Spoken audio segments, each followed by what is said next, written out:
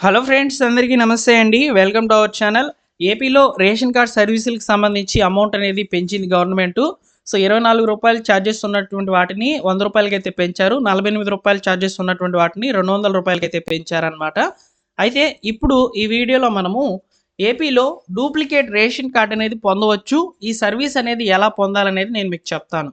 ఇక్కడ మీరు duplicate ration card అనేది పొందాలనుకుంటే రేషన్ కార్డ్ అనేది పోయి ఉండాలి. అంటే పోగొట్టుకొని ఉండాలి. లేదా మీ రేషన్ కార్డ్ అనేది పాతదైపోయి అందులో ఉన్నటువంటి వివరాలు సరిగ్గా కనిపించకుండా ఉన్నటువంటి పరిస్థితిలో ఉండినట్లయితే మీరు ఏపీ సేవా పోర్టల్ ద్వారా లేదా మీకు దగ్గరలో ఉన్నటువంటి గ్రామ వార్డు సచివాలయాల ద్వారా లేదా మీ సేవా కేంద్రాల ద్వారా ఈ సర్వీస్ అనేది పొందవచ్చు. గవర్నమెంట్ కొత్తగా అయితే తీసుకురావడం జరిగిందనమాట. గతంలో ఎప్పుడూ కూడా లేదు. సో, ఈ యొక్క డూప్లికేట్ రేషన్ కార్డ్ అనేది ఎలా పొందాలి అనేది నేను మీకు చెప్తాను. ఇది ఒరిజినల్ లాగే వస్తుందనమాట. స్మార్ట్ రేషన్ కార్డ్ లాగానే వస్తుంది. సో, దాన్ని ఎలా పొందాలనేది నేను మీకు ఇప్పుడు వివరంగా అయితే తెలియజేస్తాను. వీడియోని లైక్ చేసి మీ మిత్రులకి అందరికీ కూడా ఇన్ఫర్మేషన్‌ని షేర్ చేయండి. చాలామంది కూడా రేషన్ కార్డ్ పోగొట్టుకొని జెరాక్సులతో మెయింటైన్ చేస్తూ ఉంటారనమాట. సో, వారందరికీ కూడా ఇన్ఫర్మేషన్ అనేది ఉపయోగపడుతుంది. అలానే ఫ్రెండ్స్, డిస్క్రిప్షన్‌లో టెలిగ్రామ్ ఛానల్ యొక్క లింక్ అనేది ఇచ్చాను. టెలిగ్రామ్ ఛానల్‌లో జాయిన్ అవ్వండి. ఇక లేట్ చేయకుండా డైరెక్ట్‌గా టాపిక్‌లోకి గనుక వచ్చినట్లయితే, సో, ముందుగా మీరు నేరుగా మీ యొక్క గ్రామ వార్డు సచివాలయంకి అయితే వెళ్ళండి. ఈ డూప్లికేట్ రేషన్ కార్డ్ అనేది పొందాలి అనుకుంటే, సో, అక్కడ డిజిటల్ అసిస్టెంట్ గారు ఉంటారనమాట. వారి ఏపీ సేవా పోర్టల్ లాగిన్ ద్వారా అయితే మీరు అప్లికేషన్ అనేది చేసుకోవచ్చు. అయితే అప్లికేషన్ చేయించాలి అనుకుంటే ఇక్కడ ఖచ్చితంగా ఫ్యామిలీలో ఒకరు కంపల్సరీగా ఉండాలి. ఫ్యామిలీ హెడ్ అయ్యి ఉండాలనమాట. వారి ఆధ్వర్యంలో వారి యొక్క ఆధార్ నెంబర్‌తో అయితే అప్లికేషన్ అనేది ముందుకు వెళ్తుందనమాట. సో, వారి యొక్క ఆధార్ నెంబర్, అదేవిధంగా కుటుంబ సభ్యుల ఆధార్ నెంబర్‌లనేటివి కంపల్సరీగా అవసరమైతే అవుతాయి. సో, కాబట్టి కుటుంబ సభ్యుల ఆధార్ నెంబర్‌లు, అదేవిధంగా ఈ యొక్క యజమాని ఎవరైతే ఉంటారో వారి ద్వారా అప్లికేషన్ అనేది చేయించండి. దీనికి సంబంధించి అప్లికేషన్ ఫీజు రూ. 100 అయితే ఉంటుంది. ఇక్కడ అప్లికేషన్‌తో పాటు మనం ఏమైనా డాక్యుమెంట్స్ ఇవ్వాలంటే డాక్యుమెంట్స్ ఏవి కూడా ఇవ్వాల్సిన అవసరం లేదు.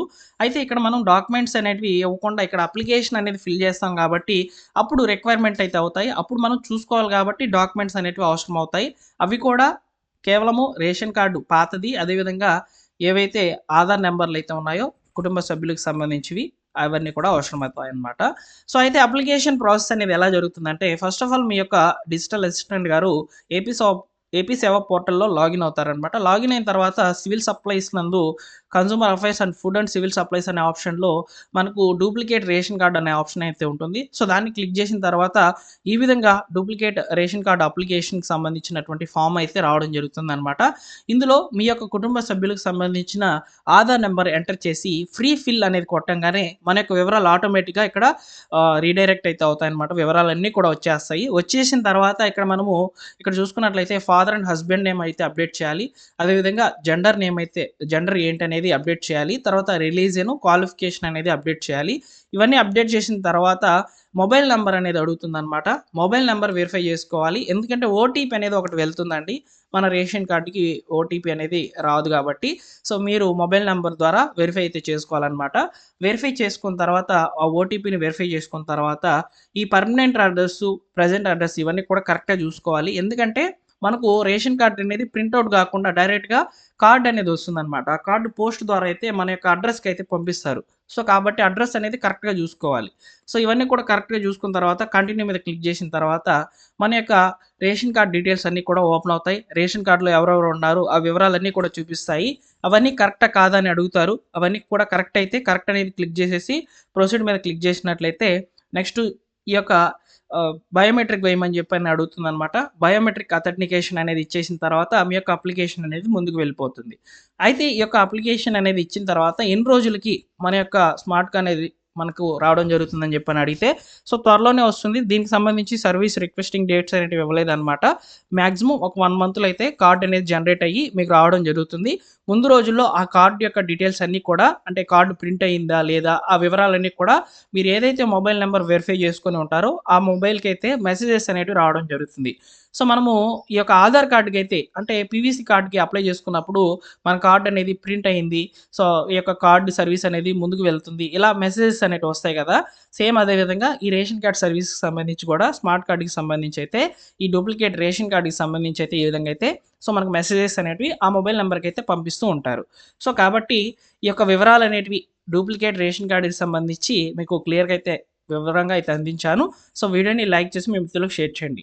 మరొక విషయం ఏంటంటే, ఇక్కడ ఈ యొక్క డూప్లికేట్ రేషన్ కార్డ్ అనేది మీరు పొందాలనుకుంటే గతంలో ప్రభుత్వం నిర్వహించినటువంటి కేవైసీ అప్డేట్స్ అనేటివి కంప్లీట్ చేసి ఉండాలన్నమాట రేషన్ కార్డ్‌కి సంబంధించి. అప్పుడే మన యొక్క వివరాలనేటివి ఇక్కడ చూపిస్తాయి. కాబట్టి రేషన్ కార్డ్‌లో ఉన్నటువంటి ప్రతి ఒక్కరు కూడా ఈ కేవైసీ కంప్లీట్ చేసుకున్న తర్వాతనే మీరు ఈ యొక్క డూప్లికేట్ రేషన్ కార్డ్‌కి అప్లికేషన్ అనేది పెట్టుకోవాలి. అప్పుడే మన యొక్క వివరాలు ఆటోమేటిక్‌గా ఫ్లెచ్ అయ్యి మన యొక్క కార్డ్ డీటెయిల్స్ అనేటివి ఇక్కడ చూపిస్తాయి. లేదనుకుంటే అప్లికేషన్ అనేది ముందుకు వెళ్ళదు. కాబట్టి డాక్యుమెంట్స్ అనేటివి ఏమీ కూడా అవసరం లేదు. EKYC mandatory. ఈకేవైసీ అనేది కంప్లీట్ చేసి ఉండాలి. అప్పుడే వస్తాయన్నమాట వివరాలనేటివి ఫ్లెచ్ అయ్యి. ఓకేనా? సో, ఈ విధంగా డూప్లికేట్ రేషన్ కార్డ్ అనేది ఏపీ సేవా పోర్టల్ ద్వారా డిజిటల్ అసిస్టెంట్ గారి లాగిన్ ద్వారా అయితే ఇలా అయితే పొందాలన్నమాట. ఈ ఇన్ఫర్మేషన్‌ని మీ మిత్రులకి అందరికీ కూడా షేర్ చేయండి. చాలామంది కూడా రేషన్ కార్డ్ అనేది పోగొట్టుకొని ఆ యొక్క జెరాక్స్‌తోనే మెయింటైన్ చేస్తూ ఉంటారనమాట. వారికి ఈ సమాచారం ఉపయోగపడుతుంది. మీకు స్మార్ట్ కార్డ్ అనేది డైరెక్ట్‌గా మీ యొక్క అడ్రస్‌కైతే వచ్చేస్తుందనమాట. ఓకేనా? సో, ఇదండి ఇన్ఫర్మేషన్. డూప్లికేట్ రేషన్ కార్డ్ ఎలా పొందాలి ఏంటి అనేది డిస్క్రిప్షన్‌లో టెలిగ్రామ్ ఛానల్ యొక్క లింక్ అనేది అందించాను. టెలిగ్రామ్ ఛానల్‌లో జాయిన్